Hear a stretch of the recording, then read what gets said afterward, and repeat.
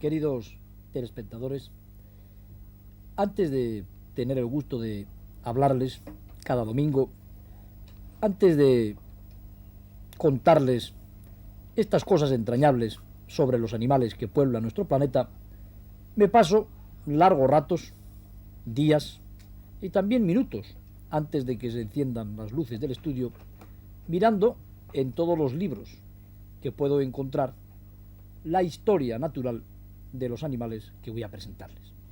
Ello para mí tiene un doble placer. Primero, que de esta manera me obligo a estudiar.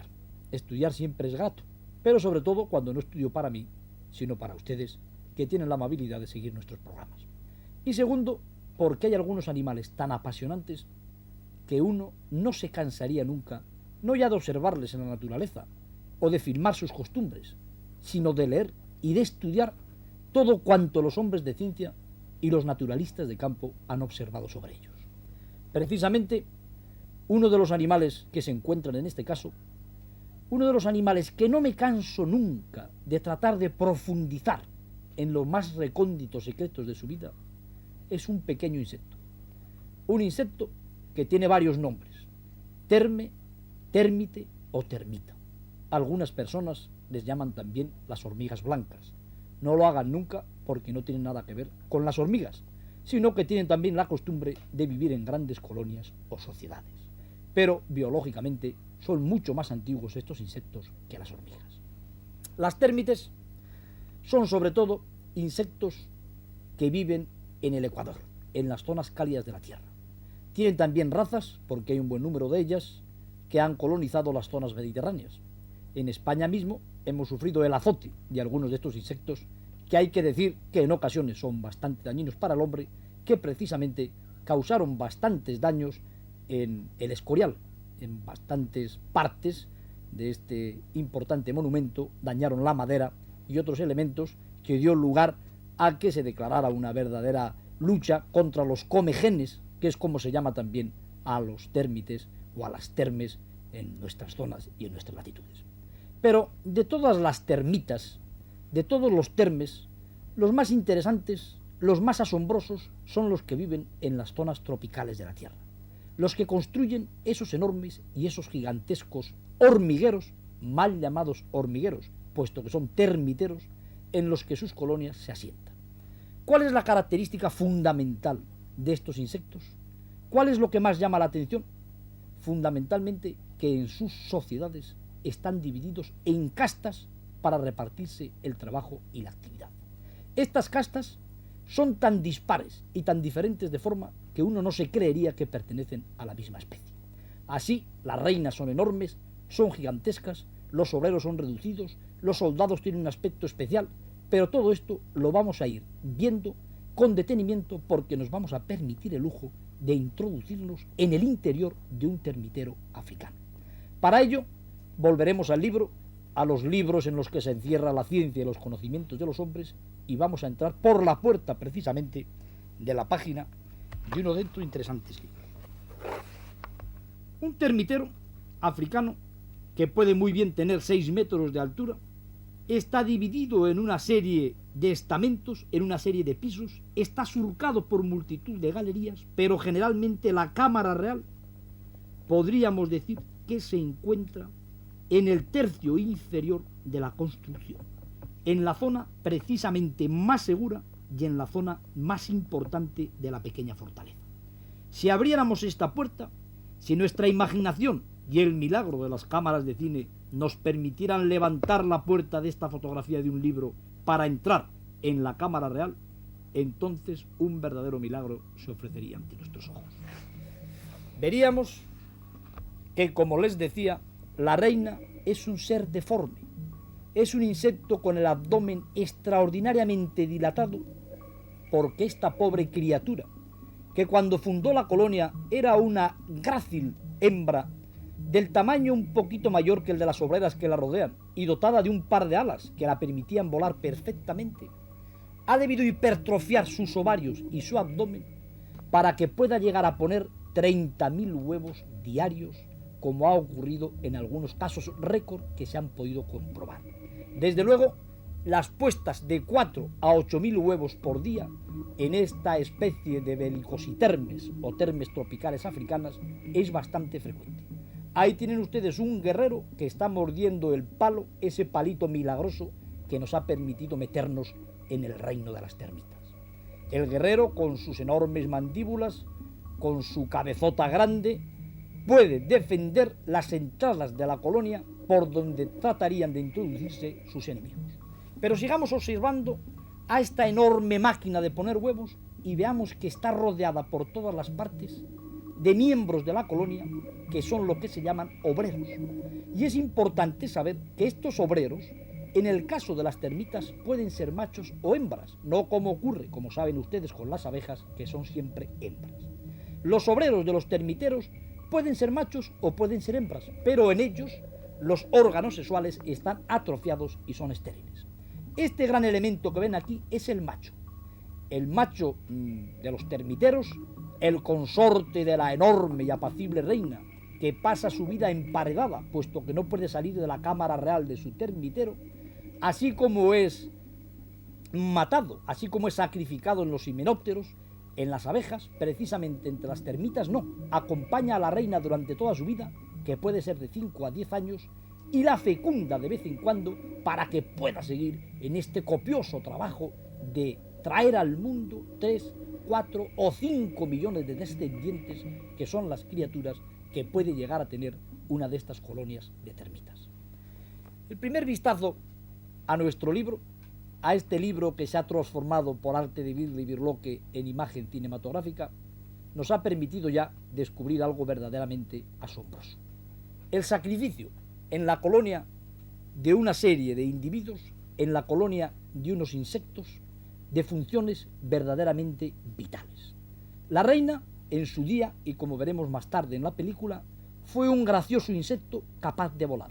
Pero tan pronto como cayó a tierra y como encontró un macho, sacrificó voluntariamente sus alas, se metió en el interior de la tierra y dio lugar a los primeros miembros de su colonia, poniendo la primera puesta de huevos en muy pequeña cantidad. En cuanto de estos huevos salieron las larvas, más tarde las ninfas y después los obreros, ellos ya se dedicaron a cuidarla, se dedicaron a trabajar para ella y se dedicaron a actuar para que pudiera incrementar el ritmo de puesta y para que la colonia pudiera llegar a ser una colonia grande y próspera. Pero antes de seguir hablando, echemos un vistazo a los distintos componentes, a las distintas castas que forman los elementos de un gran termitero. En nuestra lámina veremos en primer lugar a la reina rodeada de sus servidores. Y aquí, donde hemos procurado imitar el tamaño de la naturaleza, ven perfectamente la diferencia de tamaño entre esta enorme salchicha, que puede tener de 10 a 15 centímetros de longitud, y estos pequeños obreros, que no son más grandes que una hormiguita y que se afanan, unos de ellos en dar de comer a la real señora, a la que trae al mundo a ellos y a todos sus descendientes, y otros en retirar rápidamente los huevos que esta máquina ponedora pone con ritmo de ametralladora. Y aquí tenemos al real consorte, al macho que durante toda su vida, emparedado en la cámara real, acompañará a la hembra.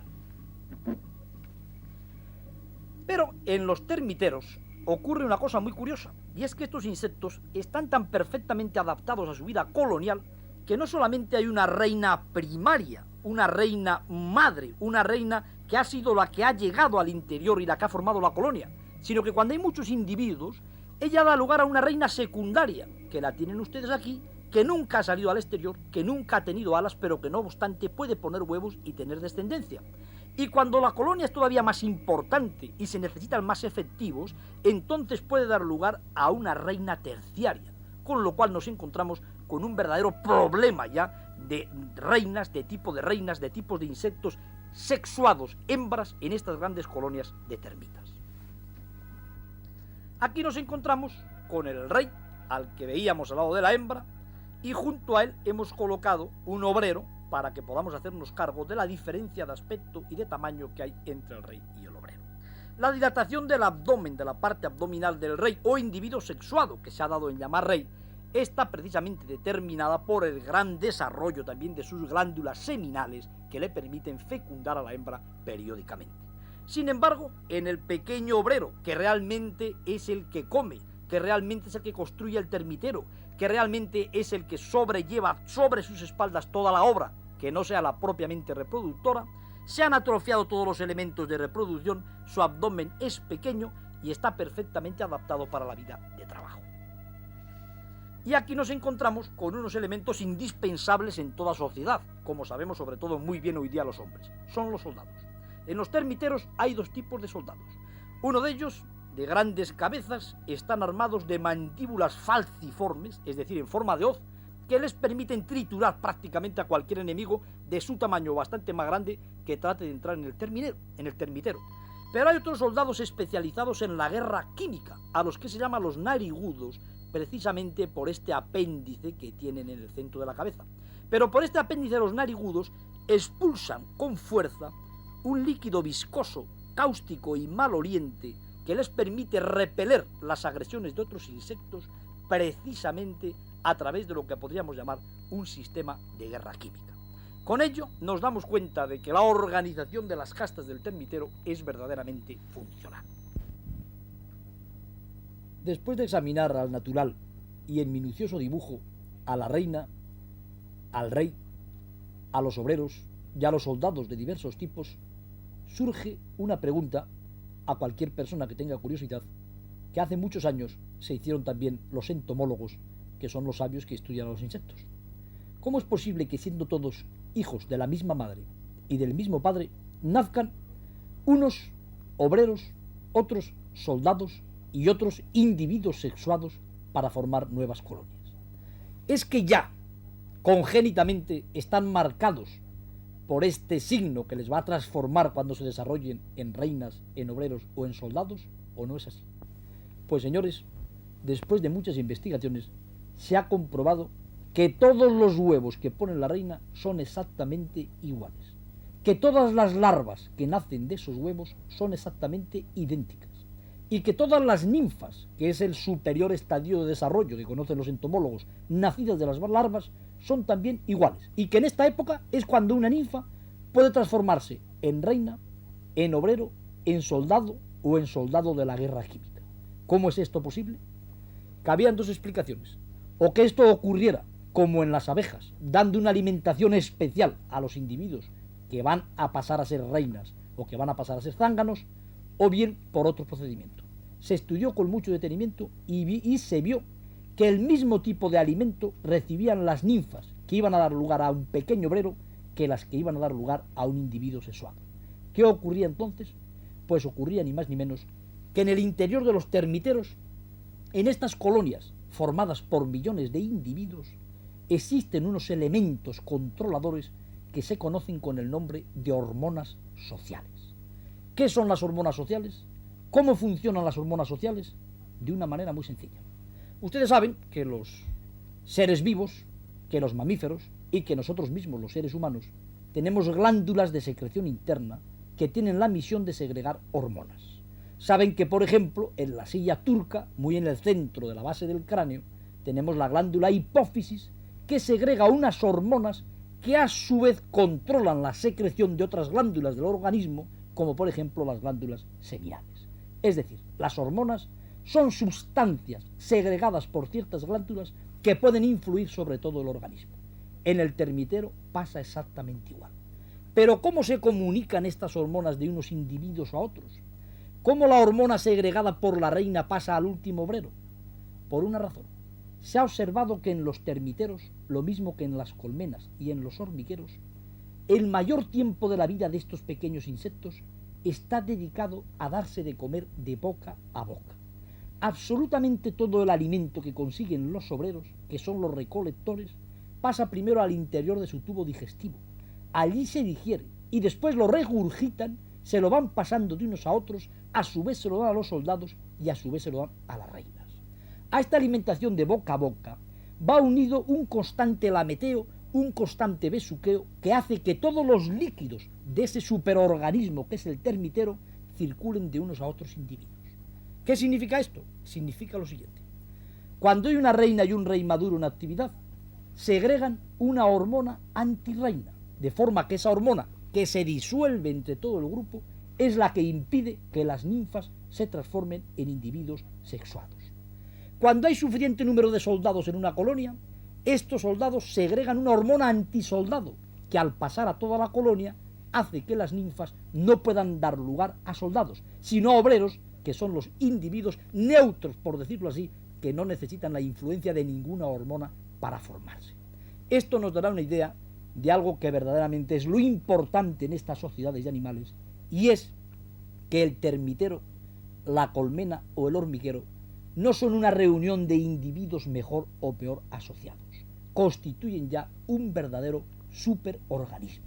Se encuentran en un trance tal que, por ejemplo, una térmite que separada del resto de su grupo muere en unas horas, que no puede soportar la luz, que es uno de los individuos más débiles que existen, sin embargo, unida a los 10 millones de elementos que forman su termitero, puede vivir hasta 10 años, puede atacar y destruir la madera, el hierro y el plomo, puede mantener una climatización de su nido en los lugares más secos y más tórridos de la Tierra, y puede, en una palabra, pertenecer a una de las civilizaciones más asombrosas que se han asentado sobre nuestro planeta. Una de las cosas que verdaderamente interesan también y que verdaderamente asombran son las construcciones de las termitas. ¿Cómo hacen estos pequeños insectos sus grandes nidos? ¿Cómo se las arreglan para hacer este sencillo y simple nido de cartón de las termitas americanas arbóreas, o bien esas enormes construcciones que llegan a tener hasta 6 metros de altura, como la que hemos visto en el libro? Mediante la recolección, mediante la búsqueda de tierra, que amasan con su propia saliva, que amasan con sustancias que secretan y con sus excrementos, como vamos a ver ahora en la película, en la que veremos a las obreras de las termitas africanas en pleno trabajo. En el interior del laberinto del enorme termitero, los pasadizos son verdaderamente numerosos y es imposible orientarse en ellos como es natural para quien no sea una termita. Pero ahí tienen ustedes las bolas, esas bolitas que cuidadosamente masticadas, amasadas y unidas al cemento, que es precisamente la saliva, las secreciones de una glándula que estos insectos tienen en la frente, y sus propias heces fecales, dan lugar a un cemento tan duro que yo, que he probado varias veces en África de abrir agujeros en los termiteros para fotografiar a los elementos de la colonia, me he tenido que pasar horas ayudados por musculados negros utilizando un pico y una pala. Y cuando se construye una pista de aterrizaje o algo así, no hay más procedimiento que la dinamita para derruir estos castillos de barro endurecido hasta tal punto que no puede uno hacerse idea si no lo ha comprobado.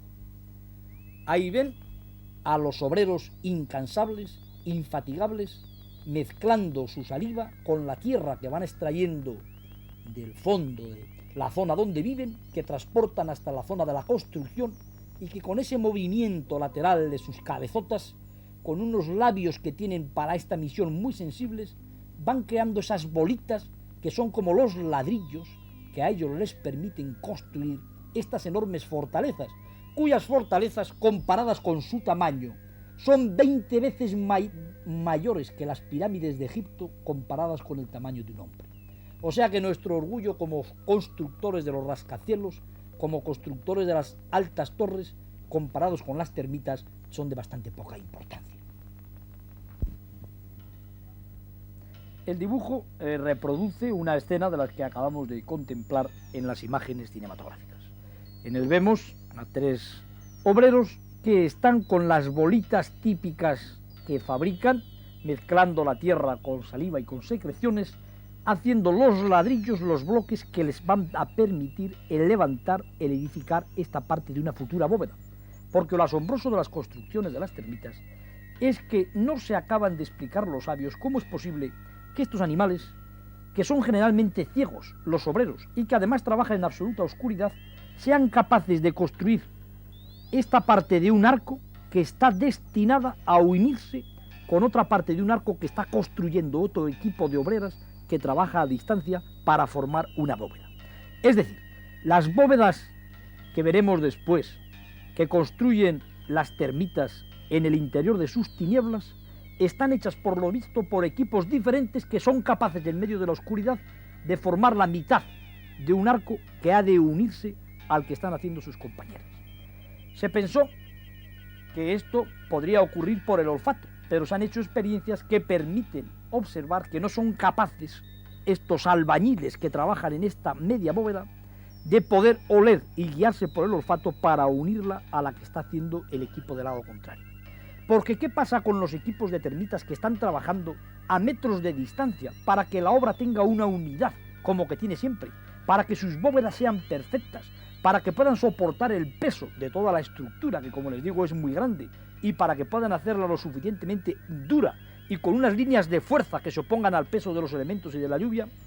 La última palabra en esto ha sido recordar el famoso espíritu de la colmena o del hormiguero de Metternich y el pensar que habría como una conciencia colectiva dentro de este superorganismo, como un instinto en este caso, que permitiría a todos los distintos individuos del termitero funcionar como los diversos elementos de una computadora, como los diversos elementos de un todo que funciona regido por una unidad central.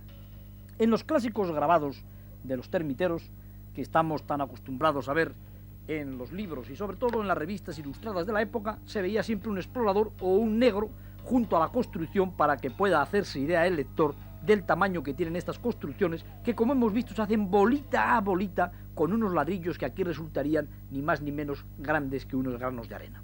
Vamos a meternos otra vez en el interior del termitero y entonces volvemos a ver un plano que realmente nos asombra por su complejidad. Trataremos de ir explicándolo. En la parte inferior del termitero nos encontramos con las famosas bóvedas que hemos tratado de explicar cómo las hacen las termitas, con una serie de columnas que crean un aislamiento de la parte noble de la colonia, de la parte noble de este nido, del suelo, con objeto de evitar que en la época de lluvias se inunden o aumente el grado de humedad. Entonces, resulta que las termitas tratan mediante este y otros mecanismos, precisamente ocasionado por toda esta red de galerías que atraviesan difusamente, perfectamente intercomunicadas, las paredes de la construcción y que también se extienden por el alrededor, el crear una isotermia, es decir, el climatizar, el tener una temperatura constante que es de 30 grados generalmente en el interior de la colonia. Y no solamente una temperatura constante, sino lo que es mucho más importante para ellas, de mantener una humedad constante, porque estos insectos son delicadísimos en lo que se refiere a la alteración del grado de humedad.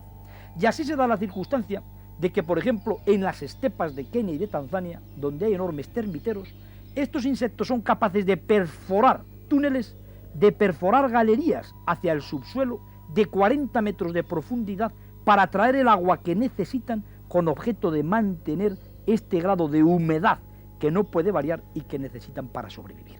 Aparte de todos estos elementos que podríamos decir que se dedican, que sirven para la climatización de la colonia, para la climatización del termitero, hay una serie de cámaras, de camarillas y de camaretas, cada una de las cuales tiene una misión muy específica. La cámara real, que es esta que tenemos aquí, es la más importante.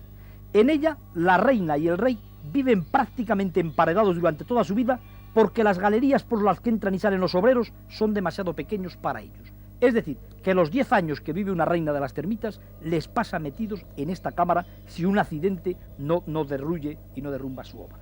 Aparte de eso, hay multitud de pequeñas cámaras de incubación donde son depositados y llevados los huevos y donde son llevadas las ninfas hasta su futura maduración. Y después hay una serie de cámaras y de camarillas donde estos animales almacenan los alimentos y sobre todo donde cultivan hongos que les sirven de alimento, que les sirven para mantener la humedad y la temperatura y que les sirven también para digerir ciertas partes de la madera que ellas mismas no pueden digerir. Esto nos da una idea de lo asombrosa que es la civilización que podríamos llamar de las termitas. El calor del relato de las hazañas de las termitas como constructoras me estaban haciendo olvidar algo que seguramente se preguntarán ustedes desde el principio de esta secuencia cinematográfica. ¿Qué comen las termitas? ¿De qué se alimentan estos millones de insectos milagrosos? Sobre todo de madera. Además de todas las cosas que hacen, las termitas son capaces de comer madera. Madera seca fundamentalmente, pero a veces también madera viva. Los obreros, esas cantidades de individuos pequeñísimos que hemos visto, se van a hacer expediciones a lo lejos, hacen túneles y van comiéndose la madera que cae en los bosques ecuatoriales o en las zonas mediterráneas, por desgracia, las vigas y el maderamen y los muebles de las propias casas. Lo almacenan en el interior de sus reductos y así dan lugar a unos elementos tan sabrosos que por lo visto después van a parar al estómago de los negros, como vemos en este curioso fotograma.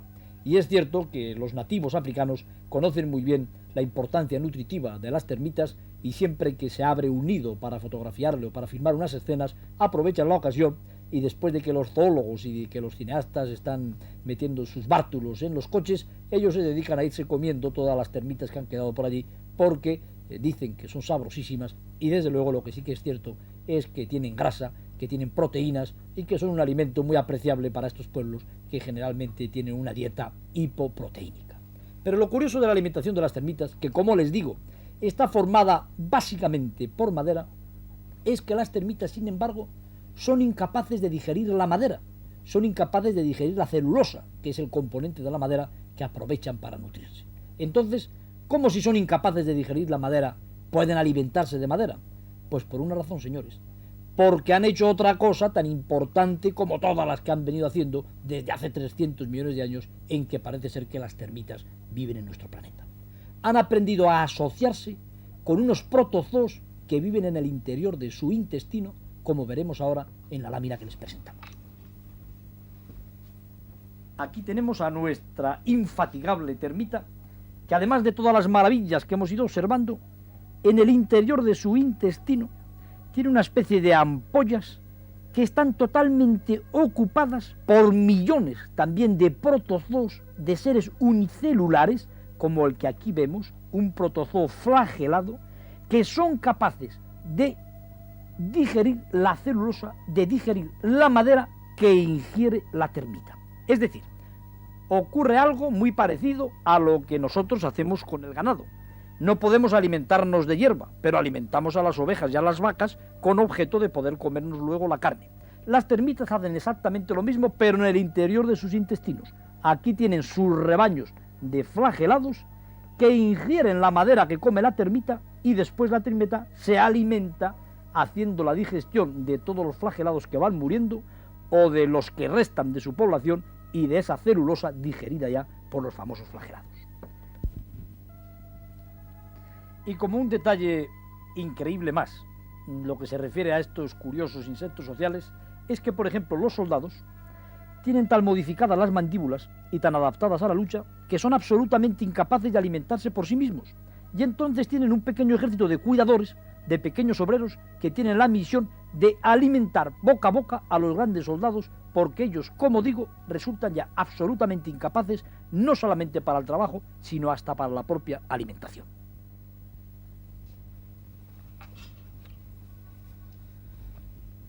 De asombro en asombro, y realmente uno no se cansaría de estudiar a estos prodigiosos insectos, se nos va acabando el tiempo y por ello hora es ya de que hablemos de algo que también es muy importante. ¿Cómo empiezan estas colonias? ¿Cómo llegó la primera reina tumefacta y enorme a meterse en el interior de la tierra para traer al mundo a estos miles y millones de seres trabajadores? De una manera muy curiosa. En los termiteros hay unas épocas del año en las que aparecen unos verdaderos ejércitos, mal llamados enjambres, porque en realidad no lo son, de individuos alados, de individuos que tienen alas y que, controlados por aquella hormona social que les decía antes, son capaces de volar y son capaces de extenderse kilómetros alrededor de los termiteros con objeto de caer a tierra y de formar nuevas colonias. Estos individuos alados son siempre machos y hembras. La mayor parte de ellos mueren porque tienen muchísimos enemigos, pero los que logran caer al suelo, como vemos aquí, lo primero que hacen es desprenderse de sus alas en cuanto se encuentran un macho y una hembra. Ahí ven cómo salen por los orificios del termitero, rodeados de soldados que les cuidan. Después emprenderán un vuelo en tal cantidad que se asemejan a columnas de humo en la sabana y en la selva africana. Mueven sus alas aparatosamente con objeto de llamar la atención los machos de las hembras y viceversa.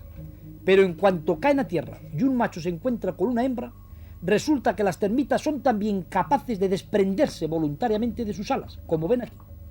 Les basta un movimiento de sus músculos para fracturar sus alas por una parte muy delicada que se llama precisamente la sutura humeral. Observen con detenimiento otra vez, porque van a ver cómo esta termita que está en el suelo y que ha sido encontrada por una compañera será capaz a voluntad de desprenderse de sus alas.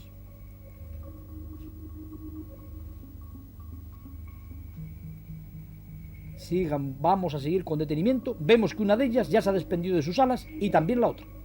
Y se han transformado ya en un macho y una hembra, en un rey y una reina que se meterán en el interior de la tierra y que allí darán lugar a un nuevo termitero.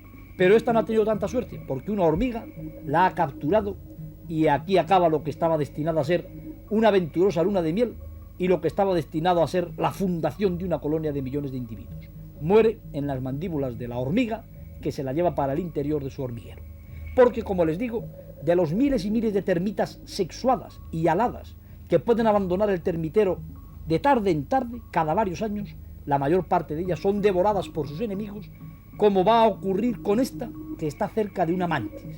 La mantis religiosa es un insecto cazador, un insecto predator, y en este caso se dispone a cazar a una de estas torpes termitas sexuadas, aladas, que acaba de dejar las tinieblas de su termitero. Ha fallado el golpe, pero la paciencia de la mantis no tiene límites. Una nueva termita alada llega a la rama.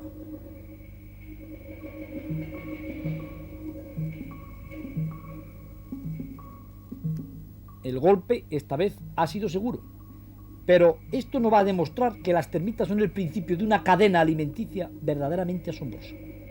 Verán que además de la mantis religiosa, el señor camaleón está observando la escena y se dispone también a intervenir. Un golpe seguro de su lengua y ha capturado a la mantis que se comió a la termita y que después se disponía a ingerir una mariposa.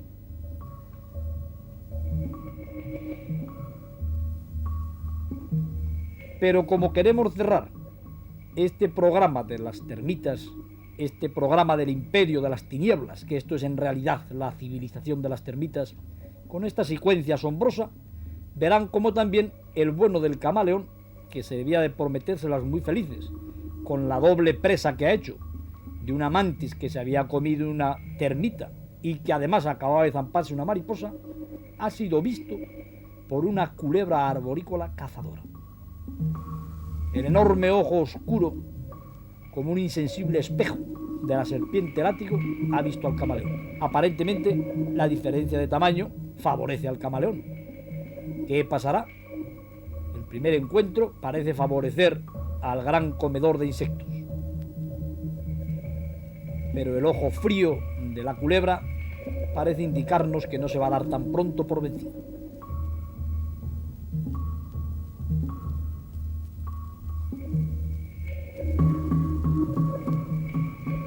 El camaleón trata de aferrarse desesperadamente a la rama porque su única defensa estriba en no dejarse desprender de la rama del árbol. Ataca nuevamente la serpiente látigo, la culebra arborícola. Esta vez ha hecho presa en el cuerpo y consigue desprender al camaleón de su rama. No olvidemos que el camaleón, a su vez, haciendo uso de su larga lengua, había cazado a los insectos y que estos habían obtenido su nutrición, seguramente, la mantis de la madera y la mariposa libando las flores. Es una cadena alimenticia, es una cadena de vida y de muerte de las que se dan constantemente en la naturaleza. Pero aquí viene el secreto de por qué la culebra ha podido vencer al camaleón. Porque es larguísima, porque es interminable. Por eso precisamente se llama la serpiente látigo. Tiene una gran base para sujetarse a la rama del árbol y después se puede permitir el ir asfixiando lentamente al camaleón para engullirlo con trabajo. Sabrán ustedes que para estas prodigiosas ingestiones las serpientes son capaces de descoyuntar la parte ósea de sus mandíbulas, que queda unida por unos ligamentos muy elásticos, y de esta manera pueden tragarse animales que son mucho más grandes que ellas mismas.